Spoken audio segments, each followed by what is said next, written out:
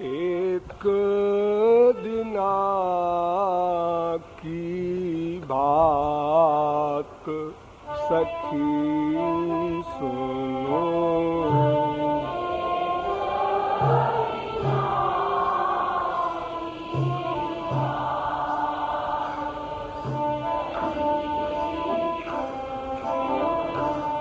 एक दिना की बात सखी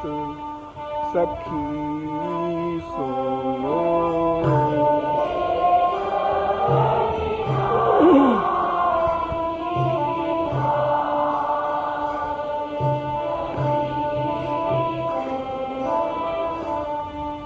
एक दिना की बात सखी सुनो,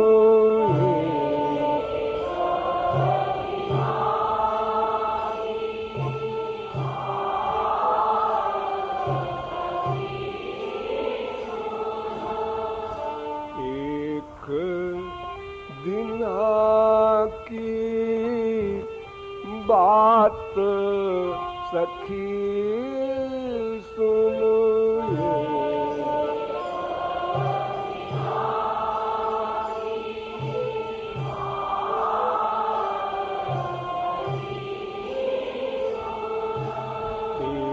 एक दिना की बात सखी सुनो,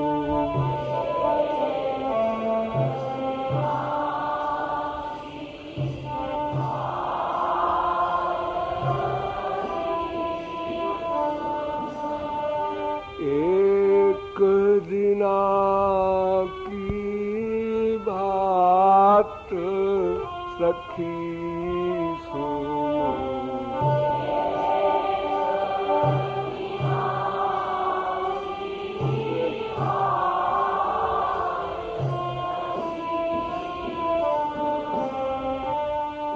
एक दिना की बात सखी सुनो,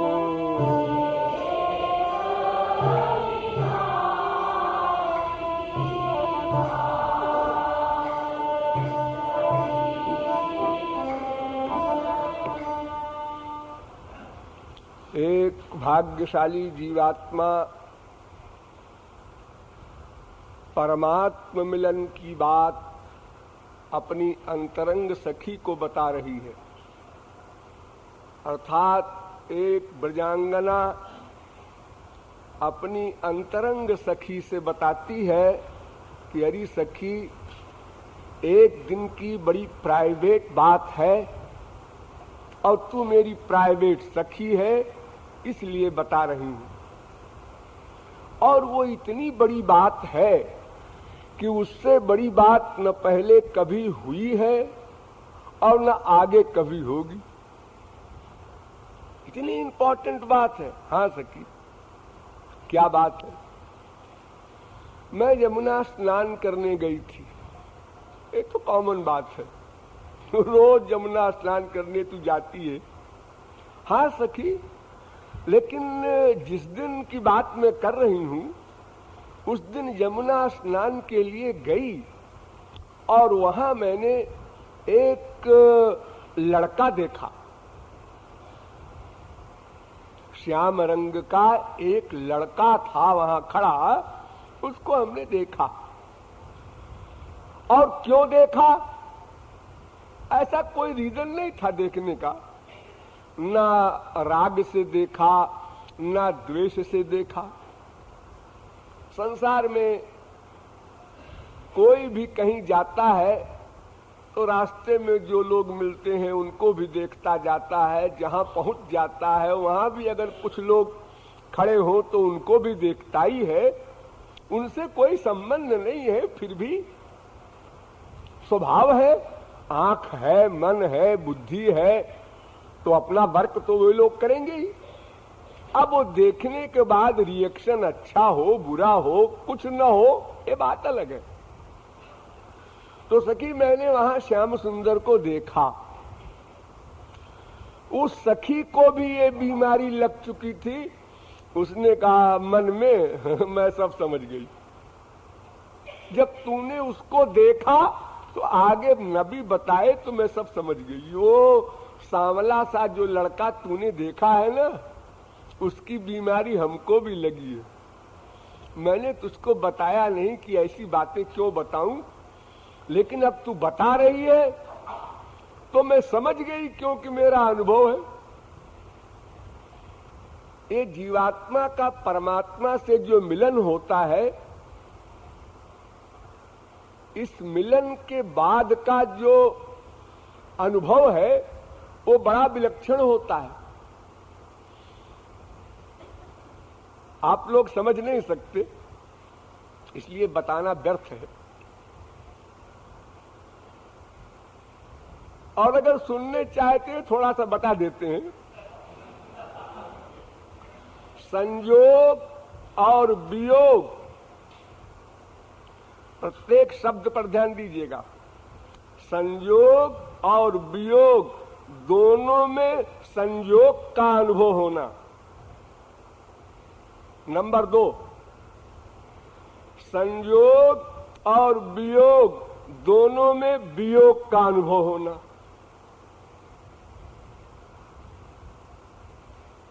हाँ, समझ में नहीं आएगा, मैंने पहले ही कहा था।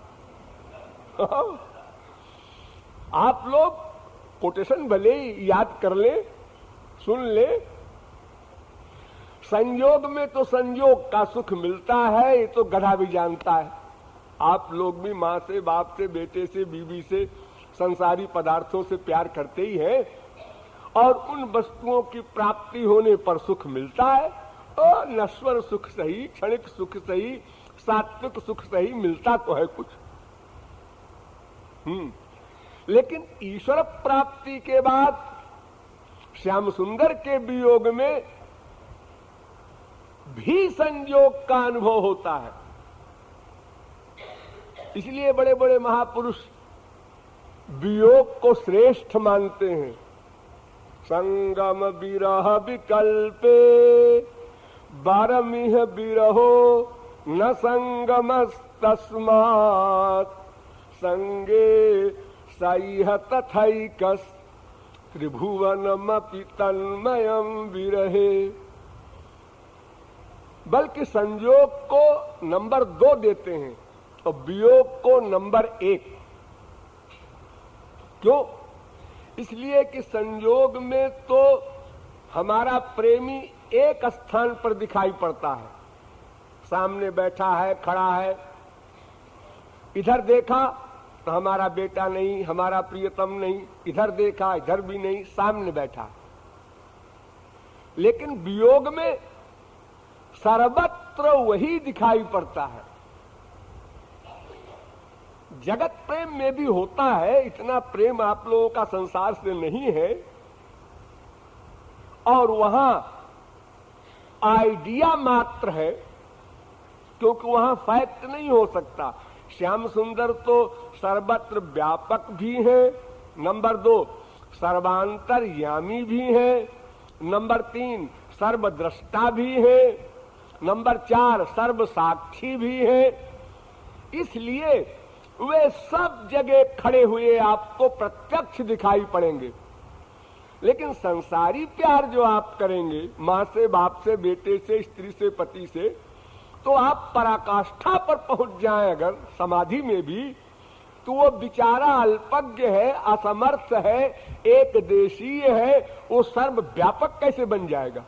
केवल आपके मन का आइडिया ऐसा हो जाएगा अवश्य कि सब जगह ऐसा लगेगा मेरा बेटा, मेरा बेटा, मेरा बेटा, सब जगह मेरा बेटा दिख रहा है। यानी दिखेगा नहीं, बल्कि आइडिया से आपको ऐसा महसूस होगा कि मानो सब जगह है। लेकिन भगवान के यहां ऐसा नहीं, वहां प्रत्यक्ष में दिखेगा।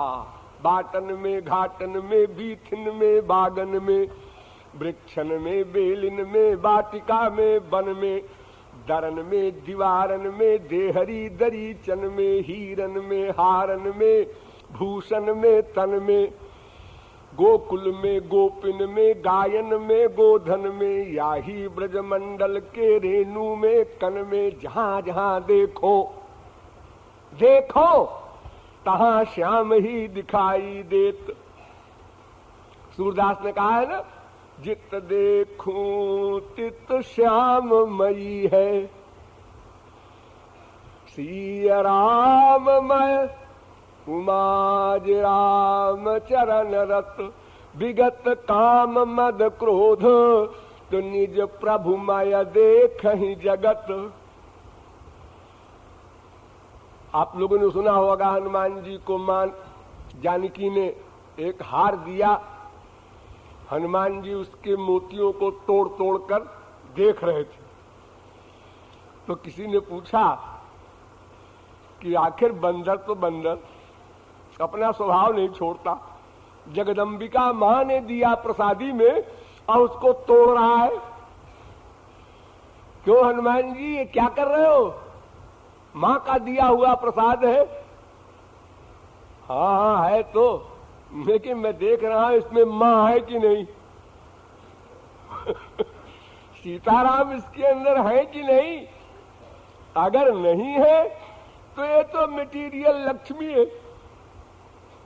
माइक वस्तु है, मुझे ये नहीं चाहिए। तो किसी ने कहा कि तो तुम्हारा जो हृदय है उसमें सीताराम है। उन्होंने कहा आपको डाउट है, लो फाड़ करके अपना हृदय वक्षस्थल फाड़ डाला नाखून से और देखो है कि नहीं है। सर्वत्र अपने इष्ट देव को देखते हैं, आइडिया नहीं, मन की कल्पना नहीं। तो जिस पक्ष में अर्थात वियोग में सर्वत्र श्याम सुंदर दिखाई पड़े, वो कितना रस होगा। और एक जगह दिखाई पड़े और जगह न दिखाई पड़े, वो रस तो छोटा हो गया। ये मैंने बताया कि संयोग और वियोग दोनों में संयोग का अनुभव होता है। अब इसका उल्टा सुनिए, संयोग और वियोग दोनों में वियोग का अनुभव होता है। ये नंबर 1 वाले भक्त से ऊंचा भक्त है, जो नंबर 2 बताने जा रहा हूं। संयोग में भी वियोग का अनुभव और वियोग में तो वियोग का अनुभव ही है। इसमें क्या होता है? अदृष्टे दर्शनोत्कंठा। जब वियोग होता है तो तड़पता है वो प्रेमी कि प्रियतम के दर्शन हो जाए। अच्छा, तो क्या प्रियतम दर्शन नहीं देते? देते हैं। फिर क्या होता है? तो जब नहीं देखा था तो देखने की व्याकुलता हुई, व्याकुलता हुई तो सामने आ गए हो। जब उनको देखा तो दृष्टे विश्लेष भीरुता। अब ये भय आ गया, अरे इनका वियोग न हो जाए, इस समय जो रस मिल रहा है ये कहीं बिछुड़ न जाए, तब क्या होगा, मैं कैसे जीवित रहूंगी। तो अदृष्टे दर्शनोत्कंठा, दर्शन के अभाव में दर्शन की प्यास, और दर्शन कर लेने पर वियोग हो जाने के भय की फीलिंग, भय। तो ना दृष्टेन न दृष्टेन, ना दृष्टेन न दृष्टेन भवता लभ्यते सुखम। दर्शन हुआ तो वही हाल, और अदर्शन है, वियोग है तो भी वही हाल। कभी भी चैन नहीं है उस महापुरुष को। यानी संयोग में भी वियोग होने का भय है, भय है। और जहां भय है वहां शांति कहां होगी? चैन जिसे आप कहते हैं, दर्शन हो जाए, फिर प्यास बुझ जाए, चैन मिल जाए, शांति हो जाए, ठंडक हो जाए। ये आप लोग बोला करते हैं ना, तो दुनियादारी में तो हो जाती होगी ठंडक इसका अनुभव आप लोगों को विशेष है, लेकिन उधर ऐसा नहीं होता। और दर्शन करते समय भी वो प्यास बढ़ती जाती है, इसलिए तृप्ति नहीं होती। जब तृप्ति नहीं होती तो व्याकुलता बढ़ती है, जब व्याकुलता बढ़ती है तो शांति कैसी। और ये कब तक चलता है? भगवत प्राप्ति हो जाने के बाद से लेकर जब तक भगवान रहेंगे तब तक यानी ऐसा भी नहीं कि ये बीमारी 10-20 हजार युग कल्प में समाप्त हो जाएगी, एक दिन शांति मिल जाएगी।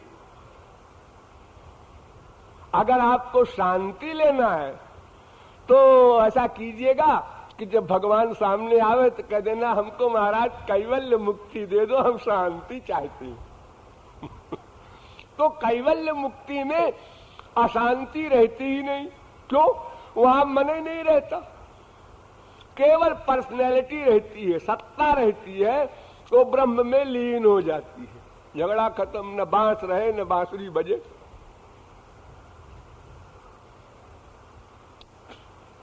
तो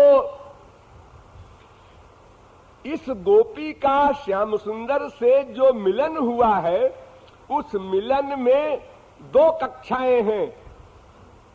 एक गोपी की कक्षा ये है कि संयोग और वियोग दोनों में वियोग का अनुभव होता है, और एक गोपी की वो कक्षा है कि संयोग और वियोग दोनों में संयोग का अनुभव होता है।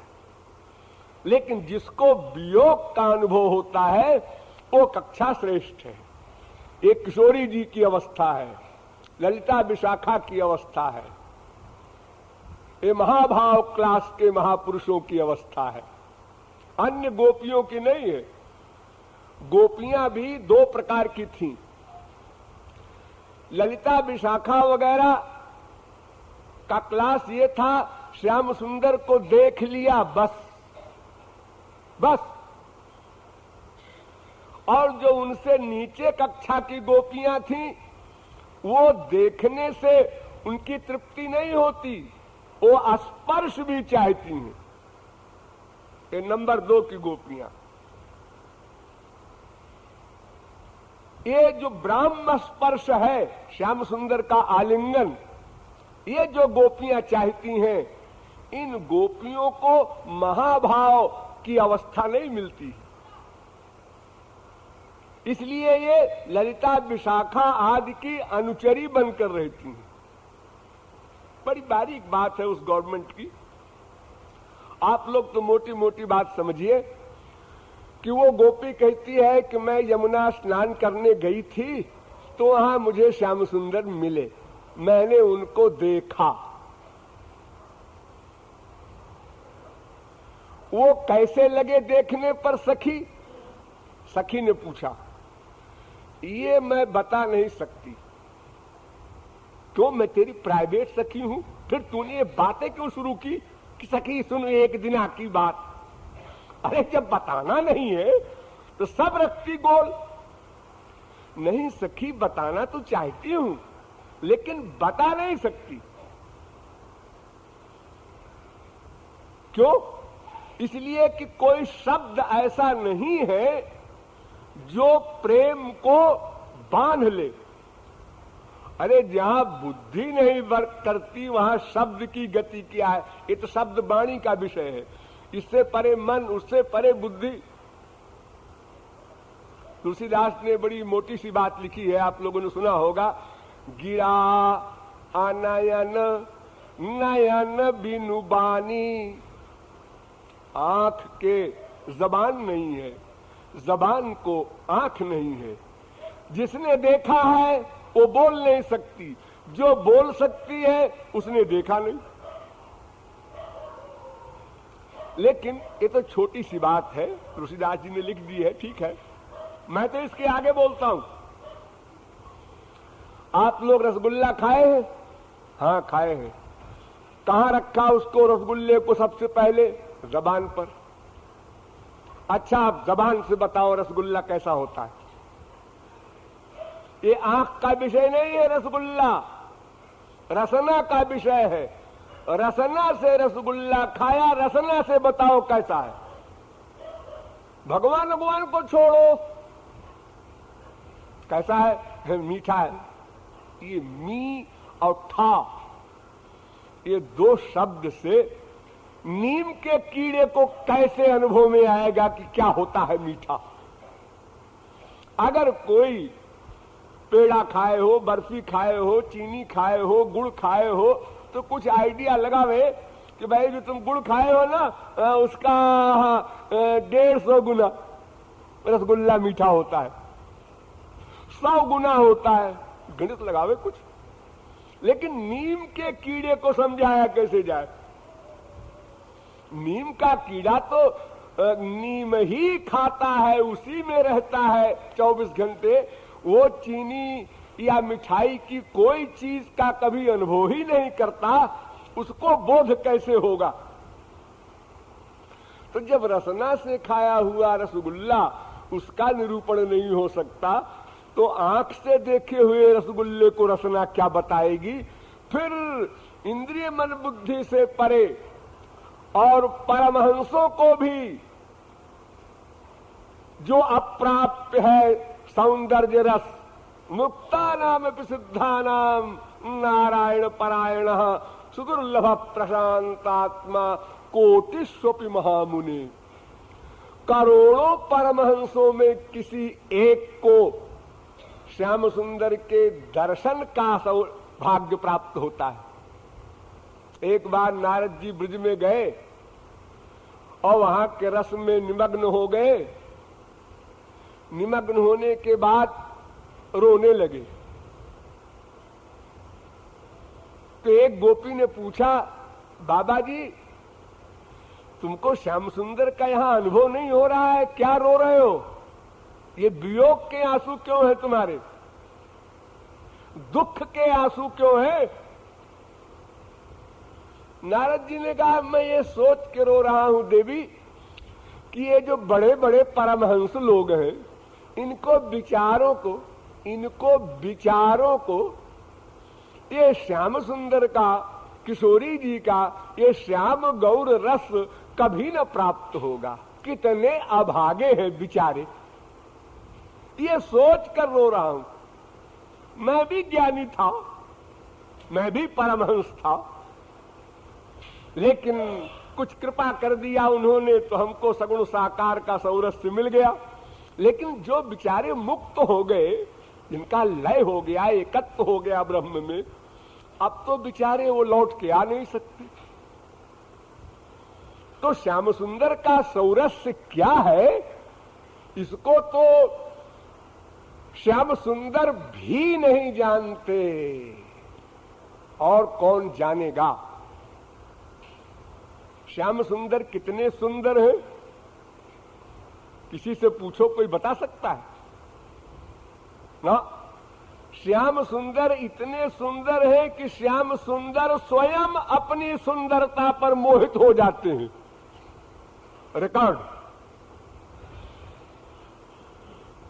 रत्नस्थले जानुचर कुमार संक्रांतमात्मीय मुखारविंदम आदातु कामस्तदलाभ खेदा निरीक्ष्य धात्री बदनं रुरोद। छोटे से श्री कृष्ण घुटने के बल चल रहे थे आंगन में यशोदा मैया के, और आंगन में मणियां जड़ी हुई थी फर्श में। तो रत्नस्थले, उन मणियों में जब देखा घुटने के बल चलते हुए, तो अपनी परछाई दिखाई पड़ी। उस परछाई में इतनी सुंदरता थी कि श्याम सुंदर उसको बहुत देर तक तो देखते रहे। उसके बाद उसको चिपटाने का प्रयत्न किया, बार बार चिपटावे भलाओ परछाई को क्या चिपटाएगा कोई, बोलू भट्ट। हाँ? जब वो चिपटाने में नहीं आई परछाई, और मां देख रही थी पीछे खड़ी हुई यशोदा मैया, वो हंस रही थी कि देखो कितना बुद्धू है, अपनी सुंदरता पर विभोर हो रहा है ये बालकृष्ण। तो जब वो चिपटाने में नहीं आया, आदा तु कामस तादा लाभ, वो प्राप्ति नहीं हुई, चिपटा नहीं पाए, तो खेदात अत्यंत दुखी हो गए, और दुखी होकर के मुंह में बेदुर बना और हुआ रोने लगे। और मैया की ओर देखा कि तू हेल्प कर, इसको चिपटा ले, मैया तू जरा हेल्प कर दे तो मैं इसको चिपटा लूं, मुझसे रहा नहीं जा रहा है, इतना सुंदर बालक मैंने कभी देखा नहीं था। स्वच्छायामभिवीक्ष पृच्छति मुह्यति हरऊ, अपनी छाया को देखकर मोहित हो रहे हैं। विस्मापनम स्वस्य च सौभगर्धे परम पदम भूषण भूषणांगम। भागवत। अपने रूप को देखकर आश्चर्यचकित हो जाते हैं श्री कृष्ण। तो जब वो अपने रूप के सौंदर्य की था नहीं पा रहे हैं तो और कौन पाएगा? प्रश्न ही नहीं पैदा होता कोई, सब बातें खत्म हो गई। श्री कृष्ण को का दुर्भाग्य ये है कि अपने सौंदर्य का सुख उनको नहीं मिल पाता। किशोरी जी के सौंदर्य का सुख मिलता है, और किशोरी जी का दुर्भाग्य ये है कि वो श्याम सुंदर के सौंदर्य का सुख तो प्राप्त करती हैं, लेकिन अपने सौंदर्य का सुख उनको नहीं मिलता। लेकिन सखियों का सौभाग्य है कि दोनों के सौंदर्य का सुख एक साथ लेती हैं। बताओ, ठाकुर जी और ठाकुरानी जी की बात कितनी नीचे हो गई। वो अपनी परछाई में ही परेशान है, और यहाँ गोपियां साक्षात नेत्रों से श्याम सुंदर के दर्शन का, किशोरी जी के दर्शन का एक साथ आलिंगित आनंद ले रही हैं। ये सौभाग्य जीवों को प्राप्त है, बिचारे ब्रह्म को नहीं है, चाहे वो 2 नहीं 4 बन जाए। राधा कृष्ण 2 बन गए ना, और 2-4 बन जाए, लेकिन उनको अपने सौंदर्य का सौरस्य नहीं मिल सकता। अरे अगर छाया में भी दिखाई पड़ गई तो छाया तो प्रतिबिंब है, बिंब नहीं है। जो बात बिंब में होगी वो प्रतिबिंब में नहीं हो सकती। और फिर प्रतिबिंब कोई 24 घंटे देखेगा? उसको पागल खाने में लोग बंद कर देंगे। आप शीशे के पास बैठे हैं जी, कई घंटे हो गए, शीशे के पास बैठे हैं आप। ऐसा कैसे हो सकता है? तो श्याम सुंदर स्वजन मोहन तो है ही, स्वमन मोहन भी है। अपने को देखकर अपना मन मोहित हो जाता है, इसलिए स्वमन मोहन है। अस्तु, तमाम लंबी चौड़ी व्याख्या मत करो। अब आप लोग समझ गए होंगे कि श्याम सुंदर में जब इतनी सौंदर्य माधुरी है तो फिर वो गोपी मोहित हो गई, इसमें कोई आश्चर्य नहीं है। अरे ये गोपी भी कौन है आप जानते हैं? ये वो गोपी है जो भगवान को देखकर मोहित नहीं हो सकती। हाँ, थोड़ा समझ लीजिए। यहां पर मैं लेक्चर नहीं दे रहा हूं, इसी प्रकरण में बता रहा हूं। ये गोपियां भगवान को देखकर भी मोहित नहीं हो सकती। एक बार वृंदावन में बासंतोत्सव में रास हो रहा था कुंज में, तो उस समय श्री कृष्ण रास से अलक्षित हो गए। आदत है उनकी ये, वो चाहे महारास हो, चाहे छोटा मोटा रास हो, चाहे जहां हो, कुछ न कुछ ऐसी बातें हरकत करने की आदत। रास से गायब हो गए। अब गायब होने का मतलब क्या? सब तड़पे तो इनका प्यार बढ़े, इनकी प्यास बढ़े, तो फिर मैं आ जाऊंगा तो खूब प्यार करेंगी। ये चालाकी। तो गोपियां तड़पने लगी मछली की तरह। तो श्री कृष्ण भगवान बनकर आए, 4 भुजा से, शंख चक्र गदा पद्म लेकर, और हाथ ऐसे करते हुए आशीर्वाद देते हुए सबको। तो गोपियों ने घूंघट काढ़ लिया। ये कौन जानवर आ गया? 4 भुजा वाला। मनुष्य तो होता नहीं है 4 भुजा वाला। और फिर यहां अचानक, अब इतनी सारी हजारों गोपियां बैठी हैं, आया किधर से? अरे किसी रास्ते से आता तो गोपियां बीच में थी, उनको लांग के कैसे आ गया? कहां से टपक पड़ा आसमान से? खैर होगा। लेकिन एक बाचाल गोपी, उसने कहा आप कौन हैं? यहां सब लेडीज हैं, आप बिना परमिशन के चले आए, आपको सभ्यता नहीं आती? भगवान ने कहा भाई मैं तो भगवान हूं, तुम्हारे रोम रोम में रहता हूं, तुम नहीं जानती हो, वो बात अलग है। तो फिर मैं कहां चला आया, कहां चला गया? मैं तो तुम्हारे रोम रोम में बैठा हूं। मुझसे कोई विश्व में पर्दा करेगा? तो गोपियां कहती हैं देखो जी ये भगवान है, बड़े भगवान बने। अरे तुम भगवान हो तो जाओ अपने भक्तों के पास। तो ललिता सखी बड़ी चतुर है, उन्होंने कहा कि ऐ सखियों कुछ कहो मत, शायद भगवान ही हो। तो क्यों भगवान महाराज? आप तो जो कुछ मांगे वो वर देते हैं, ऐसा सुना है मैंने पुराणों में। हाँ, जो मांगो वर देंगे। सखियों ने आंख से इशारा किया कि अरे बस बात बन गई, अभी आजमा लेते हैं कि ये भगवान है कि और कुछ वाहन है। अभी मालूम पड़ जाएगा। अच्छा है भगवान महाराज, आप हमको आशीर्वाद दो कि इसी समय हमारे प्रियतम आ जाएं। भगवान ने कहा अरे मैं तो हूं तुम्हारा प्रियतम। तो सखियां हंसने लगी कि ऐसे प्रियतम बड़े सीरियस मूड में खड़े हैं, गदा नीचे लटकी है, चक्र ऊपर घूम रहा है, इनका तो दर्शन भी हमारे लिए भयानक है, इनका आलिंगन कैसे करेंगे? ये चक्र का तेज हम लोगों की आंख चकाचौंध हो रही है।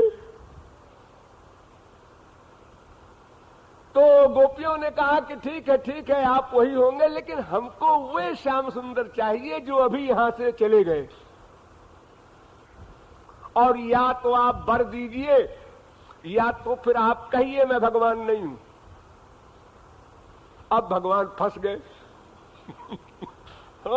अब गोपियों के आगे ये कहने की हिम्मत नहीं कि मैं भगवान नहीं हूं। तो उन्होंने कहा ठीक है जाओ, हमारा दिया हुआ वर तुम्हें मिल जाएगा, अभी मिलता है। सब लोग आंख मूंदो।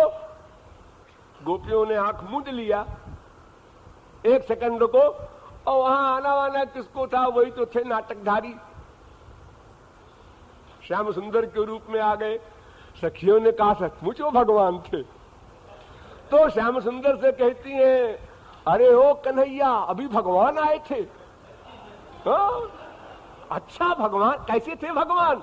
अरे उनके 4 भुजा थी, शंख चक्र गदा पद्म ले करके, लेकिन बड़े मायावी हैं वो हम लोगों को धोखा दे रहे थे कि हम तुम्हारे प्रियतम हैं।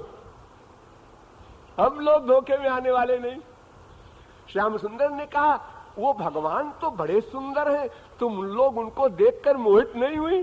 अरे मोहित होती मैं तो डांटने वाली थी, ललिता ने कहा चुप रहो, इसलिए मैं चुप हो गई। तो देखो, जिन नारायण को देखकर इंद्राणी, रुद्राणी, वाणी, अरुंधति, ये बड़ी बड़ी सती कहने वाली मोहित हो गईं। जिन नारायण को देख करके उन नारायण का अपमान कर रही हैं गोपियां।